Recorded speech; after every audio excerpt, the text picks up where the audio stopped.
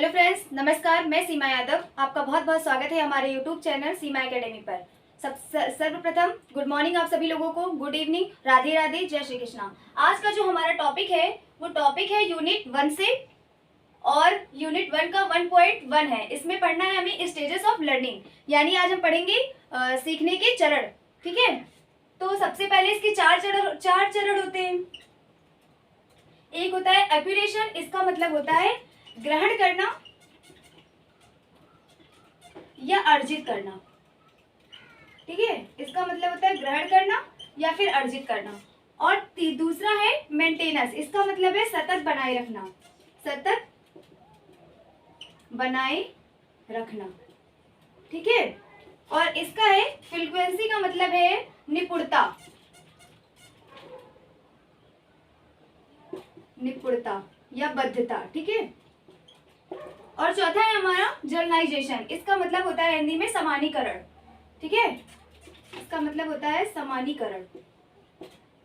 चार प्रकार की हमारी लर्निंग होती है। स्टेज ऑफ लर्निंग यानी सीखने के जो चरण होते हैं हमारे चार। सबसे पहला है एक्यूरेशन, इसका मतलब होता है ग्रहण करना या अर्जित करना। और दूसरा है हमारा मेंटेनेंस, सतत बनाए रखना।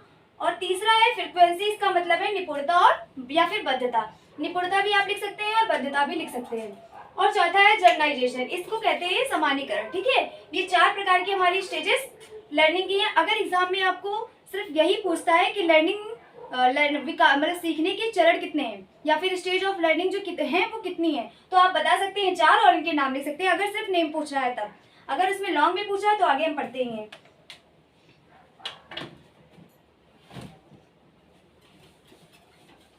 सबसे पहले देख लेते हैं सीखने का जो चरण था वो किसने दिया था और कब दिया था।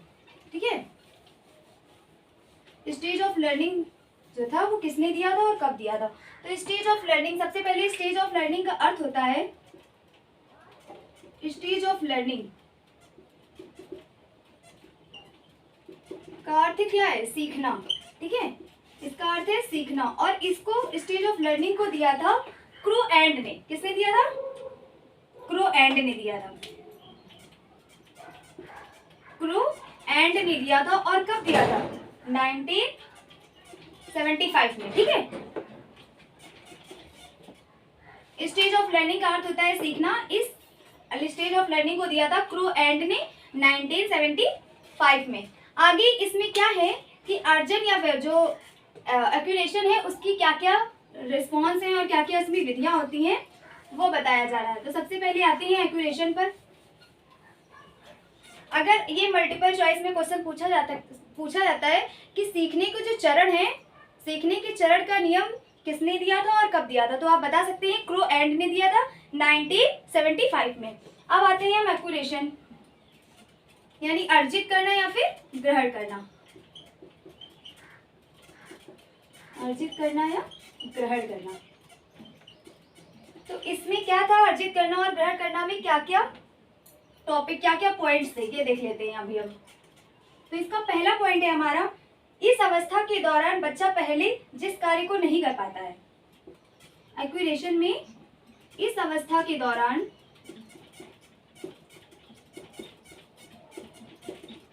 बच्चा जिस कार्य को नहीं कर पाता है,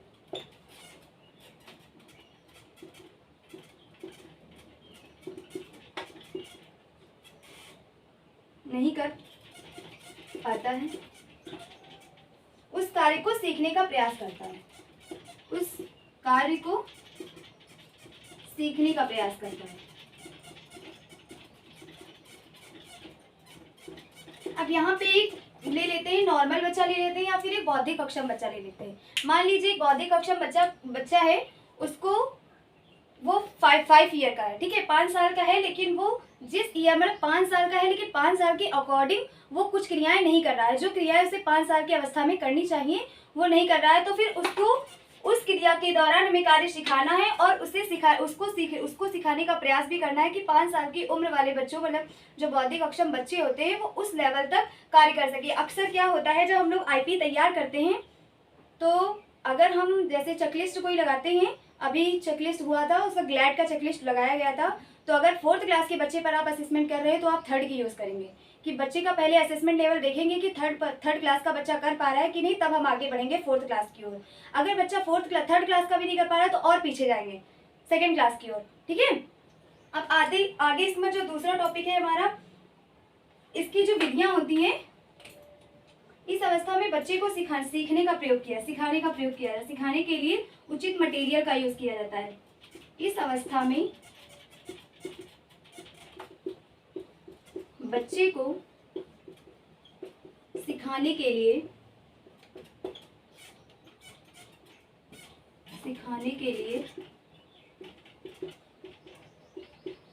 उचित एएलएम का यूज किया जाता है।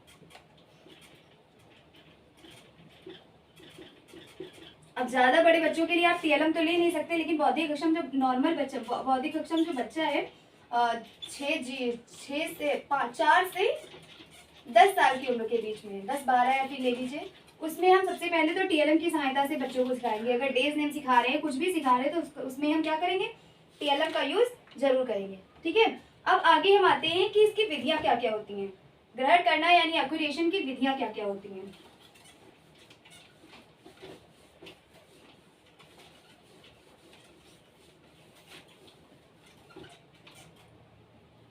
ठीक है, तो सबसे पहले आगे विधियां पर, इसकी विधियां क्या हैं। इसकी जो विधियां हैं 5 प्रकार की विधियां हैं। कितनी है, 5 प्रकार की। पहली है साथ साथ कार्य करना, साथ साथ कार्य करना, और दूसरी है नकल करना,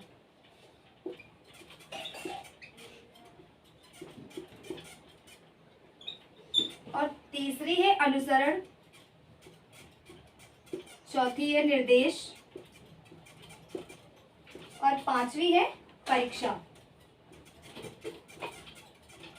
पहले सबसे अगर बच्चे को कार्य सिखाएंगे तो हम अपने साथ साथ करना सिखाएंगे, जैसे हम कर रहे हैं वैसे ही कोशिश करेंगे कि बच्चा हमारे जैसे ही करे। नकल करना भी सिखाएंगे, कि किसी चीज को कॉपी करने के लिए भी उसे सिखाया जाता है, क्योंकि बौद्धिक अक्षम बच्चों में इतनी समझ नहीं होती है कि वो किसी चीज की नकल कर ले। अगर दूसरा बच्चा कोई लिख रहा है, नॉर्मल बच्चा है, और आगे अगर कोई बच्चा उससे लिख रहा है तो वो लोग क्या करते हैं, नकल मार के लिख लेते हैं, लेकिन बौद्धिक अक्षम बच्चे में ऐसा नहीं होता है, वो नकल नहीं कर पाते इतनी जल्दी, ठीक है। उन्हें नकल करना भी सिखाना पड़ता है कि नकल भी कैसे करनी है, ठीक है। अब दूसरा है हमारा अनुसरण, और तीसरा है निर्देश, और चौथा है परीक्षा। सारी क्रियाएं सिखाने के बाद हम बच्चों की परीक्षा लेते हैं, यानी एग्जाम लेते हैं कि बच्चे ने कितना स्कोर किया, ठीक है। अब हम आगे आते हैं मेंटेनेंस पर। मेंटेनेंस का अर्थ होता है सतत बनाए रखना, ठीक है। इसका अर्थ होता है सतत, ये सेकंड पॉइंट है, सतत बनाए रखना।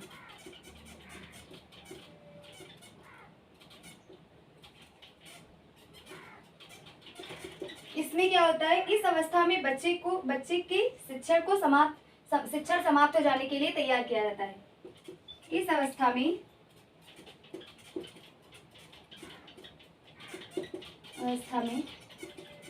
बच्चे का शिक्षण समाप्त हो जाने के लिए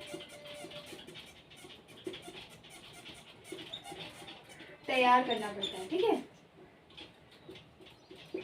तैयार करना पड़ता है। और दूसरा इसका पॉइंट है, इस अवस्था में सभी कराई गई एक्टिविटी को याद रखता है। इस अवस्था में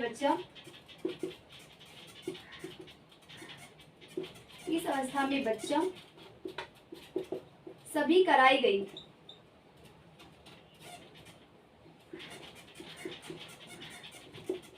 एक्टिविटी को लर्न रखता है, ठीक है, कि बच्चे ने जो है 1 वीक में कितनी एक्टिविटी की है वो सारी उसे लर्न हो जाती हैं इस लर्निंग स्टेज में, ठीक है। सतत बनाए रखने यानी मेंटेनेंस में ये यहाँ तक बच्चा पहुंच जाता है कि कोई भी क्रिया उसे सिखाई जा रही है तो वो उसे लर्न रख सकता है, ठीक है। अब हम आते हैं इसकी भी विधियां क्या है। इसकी जो विधियां होती हैं वो 4 है, ठीक है। मेंटेनेंस की विधियां कितनी है, 4।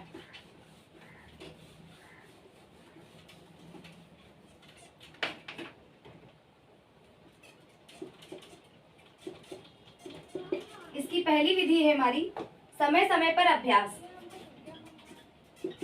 समय समय पर अभ्यास। और दूसरी है नई क्रिया सिखाने से पहले पुरानी एक्टिविटी का रिवीजन। नई क्रिया सिखाने से पहले पुरानी क्रिया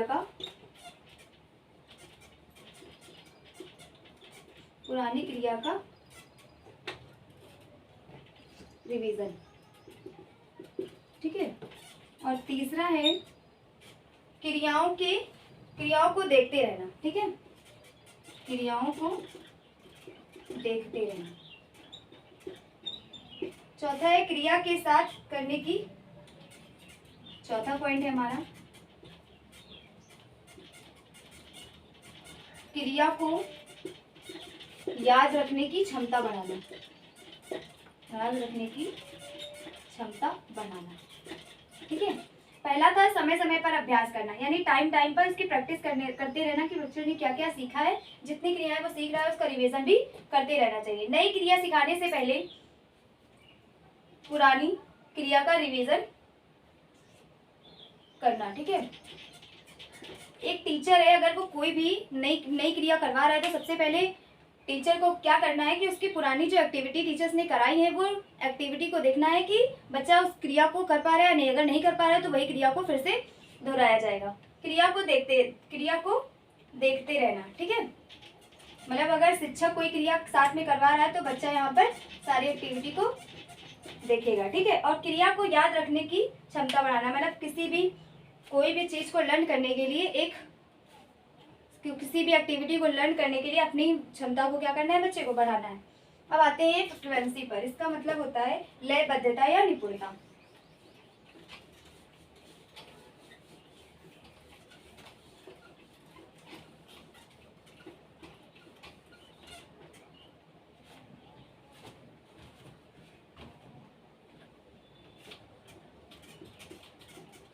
लयबद्धता या, ये थर्ड नंबर है हमारा, इसे फ्रीक्वेंसी बोलते हैं, लयबद्धता या निपुणता। अब इसमें क्या होता है, इस अवस्था में बच्चा सीखे गए कार्य का क्या करता है, परीक्षण करता है।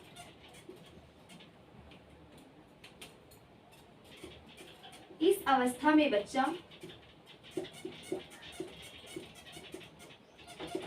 सीखे गए कार्य का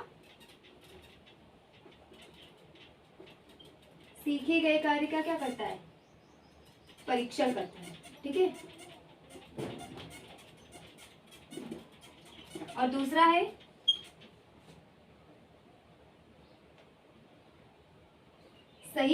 बच्चे को सही प्रकार से कार्य करने पर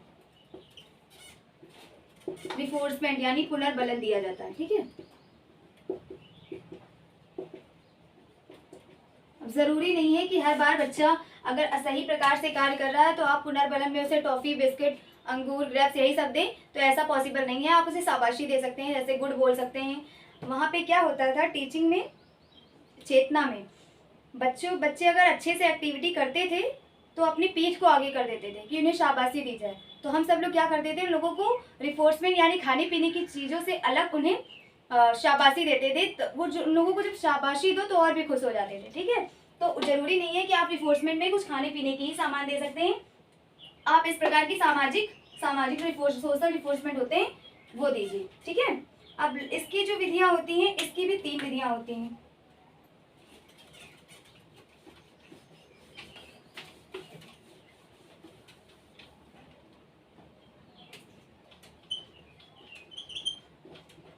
इसकी कितनी विधियां होती है, 3। पहली है अभ्यास, दूसरी है पुरस्कार और तीसरी है प्रतिपुष्टि। ठीक है। ये 3 प्रकार की विधियां हो गई। अगर सिर्फ यही पूछता है कि फ्रीक्वेंसी यानी निपुणता की कितनी विधियां हैं, तो आप निपुणता की 3 विधियां बता सकते हैं, अभ्यास, पुरस्कार और प्रतिपुष्टि। ठीक है। अब आते हैं हम जर्नलाइजेशन यानी समानीकरण। ठीक है। ये चौथा पॉइंट है हमारा, जर्नलाइजेशन यानी समानीकरण। अब समानीकरण क्या होता है? बच्चा किसी कार्य को सीख लेता है और बिना शिक्षक की सहायता से करता है। ठीक है, क्या करता है इस अवस्था में? इस अवस्था में बच्चा कार्य को सीख लेता है और बिना शिक्षक की सहायता से करता है, बिना शिक्षक की सहायता से करता है। यहाँ पर बच्चा अपने ऊपर पूरा डिपेंड हो जाता है और कोई भी क्रिया करता है तो क्या करता है? विदाउट टीचर की मदद से करता है, यानी विदाउट टीचर की हेल्प से करता है। और दूसरा पॉइंट क्या है हमारा? तब उसे क्या किया जाता है? जब बच्चा कार्य कर लेता है, जब बच्चा कार्य कर लेता है तब उसे समानीकरण करना सिखाया जाता है। ठीक है, यानी जर्नलाइजेशन करना सिखाया जाता है, ठीक है। अब इसकी भी जो विधियां होती हैं वो होती हैं 3। इसकी विधियां कितनी होती हैं? इसकी विधियां होती है 2। विधियां समझ लीजिए या फिर टाइप समझ लीजिए, दोनों बात एक ही है, लेकिन इसकी जो विधियां होती हैं वो 2 होती हैं। प्रकारी हैं वो, विधियां में नहीं आते हैं। इसके जो टाइप्स हैं वो 2 प्रकार के होते हैं। एक होता है प्रतिक्रिया समानीकरण और दूसरा है उद्दीपन समानीकरण। ठीक है,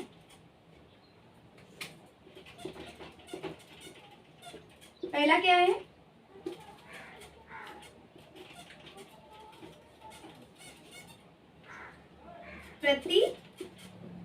प्रतिक्रिया समानीकरण। ठीक है, प्रतिक्रिया समानीकरण और दूसरा है उद्दीपक समानीकरण।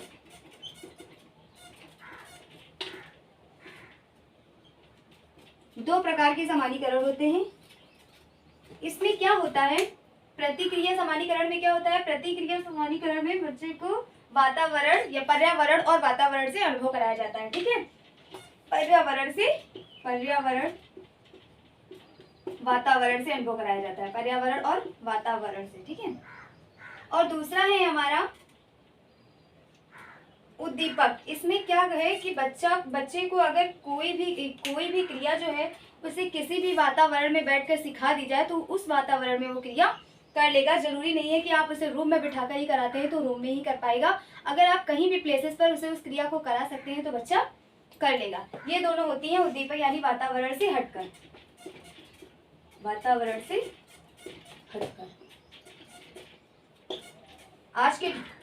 आज का टॉपिक था स्टेज ऑफ लर्निंग। आज के वीडियो में बस इतना ही। जुड़े रहिए सीमा एकेडमी के साथ। वीडियो को लाइक कीजिए, शेयर कीजिए, सब्सक्राइब कीजिए। धन्यवाद।